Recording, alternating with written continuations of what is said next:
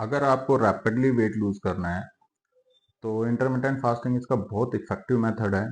Intermittent fasting में आप क्या होता है, 16 घंटे की फास्टिंग करते हैं और 8 घंटे आपका ईटिंग विंडो होता है। इस इंटरमिटेंट फास्टिंग कोर्स से आपका वजन भी जल्दी कम होता है और आपकी बॉडी से फैट निकल जाता है।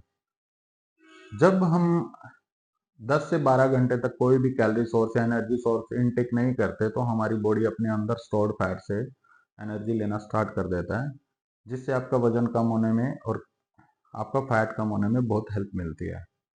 तो इसमें जैसे मैंने बताया 16 घंटे की फास्टिंग और 8 घंटे की ईटिंग विंडो है, लेकिन इसमें कुछ चीज़ें हैं जिनकी आपको केयर करना चाहिए।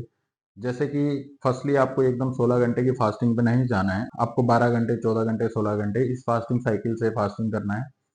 तो 2 से 3 हफ्ते में आप नॉर्मली 16 घंटे की फास्टिंग इजिली करना स्टार्ट कर देते हैं। सेकेंडली कि आपको आपका जो फास्टिंग आवर्स हैं वो आपको अपनी डेली रूटीन के अकॉर्डिंग एडजस्ट करना चाहिए, अलाइनमेंट में रखना चाहिए।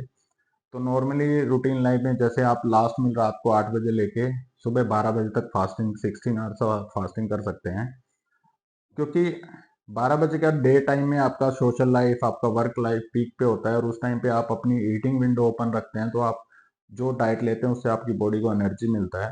तो आपको ये अपने डेली रूटीन के अकॉर्डिंग ही अलाइनमेंट करना है। तीसरा, आपको फास्टिंग आवर्स में जो आपके फास्टिंग आवर्स हैं उसमें आपको अपनी बॉडी को हाइड्रेट रखना है।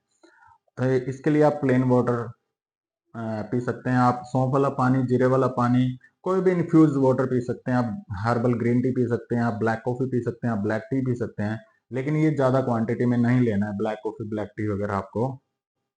और फास्टिंग आवर्स में आप दूध वाली चाय नहीं पी सकते, आप दूध वाली कॉफी नहीं पी सकते, आप कोकोनट वाटर नहीं पी सकते, आप फ्रूट जूस नहीं पी सकते, क्योंकि ये सब कैलोरी सोर्स होते हैं। इसके अलावा आपको जो आपका फास्टिंग आवर्स में के बाद आप जो फास्ट ब्रेक करते हैं, आपको बिल्कुल बहुत ज़्यादा ओवर ईटिंग या हैवी डाइट से नहीं करना है। आपको जो फास्ट ब्रेक करना है वो आपको एक हेल्दी डाइट से फास्ट ब्रेक करना है, ताकि आपका मेटाबॉलिज्म जो है वो एक्टिव हो जाए।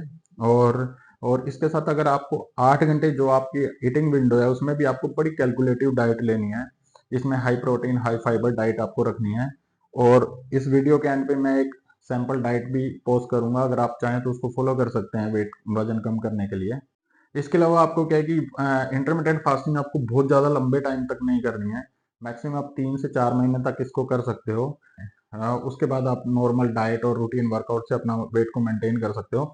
लेकिन उसके बाद भी अगर आपको लगे कि आप ओवर वेट हो तो कुछ टाइम के बाद आप इंटरमीडिएट फास्टिंग कोर्स को रिपीट कर सकते हैं।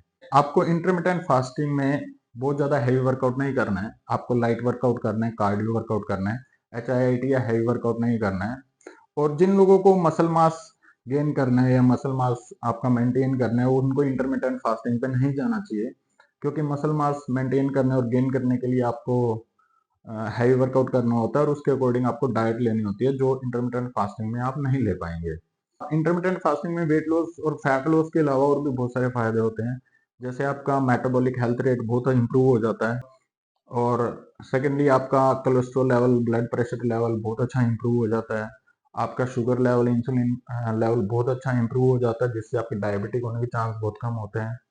और बॉडी में जो डैमेज सेल हैं वो रिपेयर होने स्टार्ट हो जाते हैं, जो आपका एंटी एजिंग में बहुत हेल्प करता है। आपका एंटी एजिंग की अगर बात करें तो इंटरमिटेंट फास्टिंग में एंटी एजिंग में बहुत हेल्प मिलती है। जब आपकी बॉडी में कोई भी कैलोरी इंटेक नहीं होती, आपको डाइट नहीं लेती, तो हमारी बॉडी क्या है कि जो डेड सेल है उनको खाना स्टार्ट कर देती है।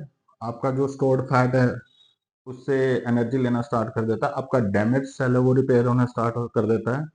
तो एंटी एजिंग के लिए एक और जो मेन चीज है वो कि आपको वेज डाइट लेनी चाहिए, क्योंकि वेज डाइट जो आपकी जैसे ग्रीन वेजीज हैं, ग्रीन वेजिटेबल हैं, आपकी सीड्स हैं, ब्लैक कॉफी है, और आपके जो सैलेड है, वाटर इनटेक है, उससे आपका एंटी एजिंग में बहुत हेल्प मिलता है। और नॉन वेजिटेरियन डाइट क्या होता है, वो एजिंग को एक्सीलेट करता है, तो आपको नॉन वेज डाइट आपको अवॉइड करना चाहिए। और इसके अलावा जब इंटरमिटेंट फास्टिंग आप करते हैं तो आप जब आपका जो 8 घंटे का ईटिंग विंडो है उसमें आपको गुड फैट जरूर इनटेक करना है। गुड फैट सोर्स होते हैं जैसे कि देसी घी, हमारा ऑलिव ऑयल, एवोकाडो, आपका पीनट बटर, क्योंकि जो फैट है वो हमारे बॉडी में लंबे टाइम तक स्टोर रहता है, और जब आपका फास्टिंग आवर्स होते हैं उसमें आपकी बॉडी को एनर्जी इन्हीं से मिलेगी।